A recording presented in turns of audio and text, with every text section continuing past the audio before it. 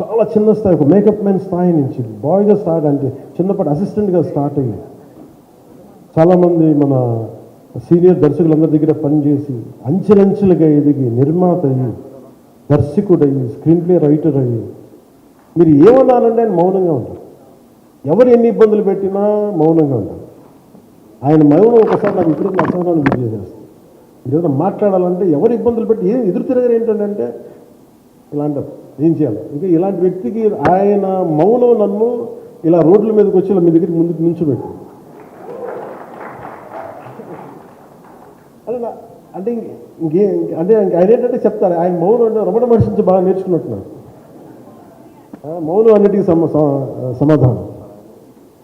So నాకు మనస్ఫూర్తిగా ఈ స్టార్ కాస్టింగ్ ఒకటి అంటే ఆ చిత్ర పరిశ్రమ మీద ఎందుకు ఇంత గౌరవం అంటే మనం అందరూ కులాల మీద, మతాల మీద, ప్రాంతాల మీద, భాషల మీద కొట్టుకుంటూ ఉంటాం.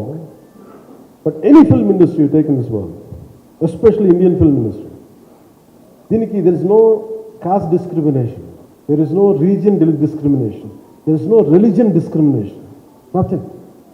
It's purely your creative potentiality, purely your creative ability. నువ్వు చిరంజీవి గారి తమ్ముడు కావచ్చు, చిరంజీవి గారి కొడుకు కావచ్చు, లేదంటే ఇంకొకళ్ళు అబ్బాయి కావచ్చు, మేనల్లుడు కావచ్చు, ఇట్ డజంట్ మ్యాటర్. నీకు టాలెంట్ లేకపోతే నువ్వు నిలబడలేవు, నీకు సత్తా లేకపోతే నువ్వు ఇక్కడ ఉండలేవు. అది నా కొడుకైనా సరే. ఇట్ ఆల్ డిపెండ్స్ నీకు ఎంత కెనాసిటీ ఉంది, ఎంత పర్సీవరెన్స్ ఉంది, ఎంత నిలబెట్టుకోగలవు, ఎంత నిలదొక్కుకోగలవు, ప్రతికూలతలు ఎంత బలంగా నిలబడగలవు. ఒక నిర్మాత సినిమా తీయడం అంటే ఒక యజ్ఞం చేయడం లాంటి. తిట్లు తినాలి, ఇబ్బందులు పడాలి, అన్ని పడిన తర్వాత ఫైనల్ డబ్బులు మిగిలితే కూడా నీకు తెలియదు. ఇలాంటి పరిస్థితుల్లో నాకేమనిపించిందంటే ఈయన పడ్డ కష్టం చెప్పాలనిపించింది ఈ రోజున. ఈ ప్రెస్ మీట్ తాలూకు ముఖ్య అంశం ఒక చిన్న స్థాయి నుంచి వచ్చిన వ్యక్తి నిర్మాతగా ఎదిగి ఆయనకున్న పాపం ఆయన మంచితనం ఆయన్ని శాపంగా అవ్వకూడదని చెప్పి ఒక ఉద్దేశంతో ఆయన మంచితనం చెప్పాలి, ఆయన ఒక మంచి సినిమా చేశారని చెప్పడానికి నేను ఈ రోజున మీ ముందుకు వచ్చాను.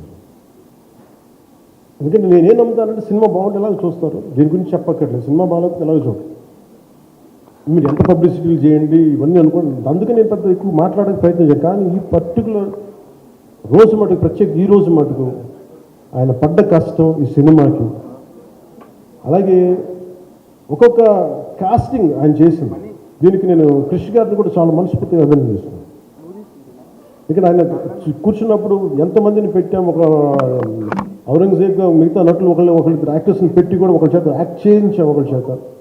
కానీ Bobby Deol so apt for Aurangzeb, ఎంత కన్విక్షన్తో చేశాను. అప్పటికి ఆయనకి ఇంకా ఆయన చేసిన హిందీ సినిమాలు కూడా రాలేదు. ఇంకా ఎంత కన్విక్షన్తో చేశారంటే నాకు నిజంగా ఆయనతో యాక్ట్ చేయడం చాలా ఆనందం వచ్చింది. అలాంటి బాబీ డియోల్ గారిని మొత్తం pan India Manoj Paramahamsa was roped in last. ఇంకా సినిమా ఎట్లా మనం అయిపోవాలి, నీ పాలిటిక్స్కి వెళ్ళిపోయిన తర్వాత డిప్యూటీ సీఎం బాధ్యతలు తీసుకున్న తర్వాత అందరికీ అయిపోయింది, సినిమాలు చేయలేడు ఇతను, ఎలా చేస్తారంటే నాకు తెలుసు కష్టం అని. నేను ఎలా చేశాను ఈ సినిమా అంటే పొద్దున్న 2 గంటలు చేసాను, బ్రేక్ఫాస్ట్ టైము లేదంటే నా ఎక్సర్సైజ్ టైంని కొంచెం మిడ్ నైట్గా లేదంటే ఎర్లీ మార్నింగ్ 4 గంటలు పెట్టుకొని ఆ 2 గంటలు ఏమి దొరుకుతుందో ఆ 2 గంటలు ఇస్తే జ్యోతి, మనోజ్ గారు, మన రత్నం గారు వీళ్ళు కూర్చొని ప్లాన్ చేసి, అది కూడా నా ఆఫీస్కి, నా పార్టీ ఆఫీస్కి కూతవేటు దూరంలో ఉన్న ఒక మా స్నేహితులు ఒక వాళ్ళ గోడౌన్ ఉంటే అక్కడ కూర్చొని షూట్ చేశాను. ఎంత మండుటంటే అసలు దాంట్లో కూర్చొని మ్యాట్ వర్క్ చేసి మీరు ఫైనల్ రిజల్ట్స్ చూస్తే ఇది ఇక్కడ చేశారంటే అంత ఆశ్చర్యం అనిపిస్తుంది. Hats off to Manoj Paramahamsa గారు. అండ్ ఈ సీన్స్ అన్నింటికి ప్రీ విజువలైజేషన్, ప్రతి సీన్ చేయబోయే ముందు అసలు నాకు ఏమనిపించిందంటే సినిమా చేయగలమా లేదా అనే పరిస్థితుల్లో జ్యోతికృష్ణ గారు ముందుకు వచ్చి నాతో మాటలని చెప్పలేదండి. ఇది ఇలా చేస్తాం అలా చేస్తాం అని చెప్పలా, ఏమి చేయబోతున్నాడో ఎవ్రీథింగ్ వాజ్ ప్రీ విజువలైజ్డ్. ఈ సీన్ ఇలా ఉండబోతుంది, ఈ చేయబోయే సీన్ ఇలా ఉన్నది.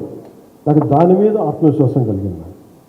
లేదు, ఒక సత్తా ఉన్న దర్శకుడు, తెలుగు చిత్ర పరిశ్రమకి సైజ్ తీయగలిగేవాడు, మంచి సాలిడ్ ఎడిటింగ్ సెన్స్ ఉన్నవాడు, మ్యూజికల్ సెన్స్ ఉన్నవాడు. అలాంటి వ్యక్తికి మనోజ్ పరమహంస గారు తోడారు.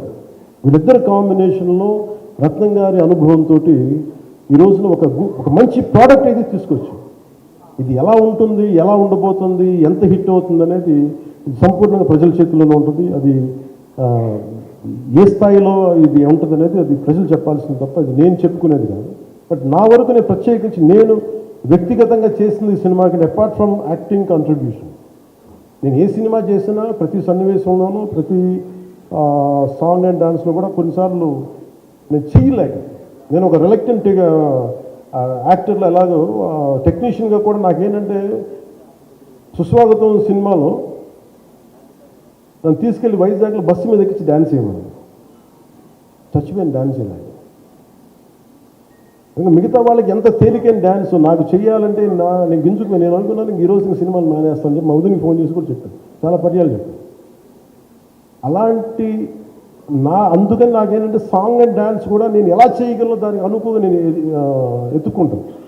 అలాగే యాక్షన్ సీక్వెన్స్ కూడా రియల్ లైఫ్లో కొడితే ఎలా ఉంటుంది, మార్షల్ ఆర్ట్స్లో సాధన ఉన్నవాడిని, ఈ లాట్ ఆఫ్ వర్క్షాప్స్ ఈ మార్షల్ ఆర్ట్ వర్క్షాప్స్ చేసిన వాడిని కాబట్టి హౌ రియలిస్టిక్ వీ కెన్ దీన్ని ఫిల్మ్ డెవలప్మెంట్ కార్పొరేషన్కి చేయడం నేను ప్రతిపాదించాను.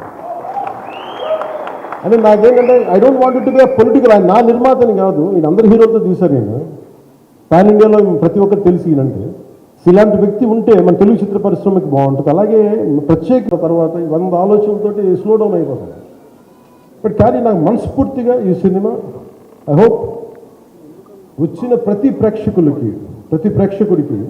ప్రేక్షకులందరికీ కూడా ఒక మంచి అనుభూతిని ఇస్తాను నేను మనస్ఫూర్తిగా నేను నమ్ముతున్నాను. ఖచ్చితంగా అలాంటి అనుభూతిని ఇస్తుంది. మీరు థియేటర్లోంచి బయటకు వెళ్ళేటప్పుడు మటుకు విల్ గో విత్ ఒక ఎనర్జెటిక్ ఫీల్తో వెళ్తాయి. అంతవరకు చెప్పాను.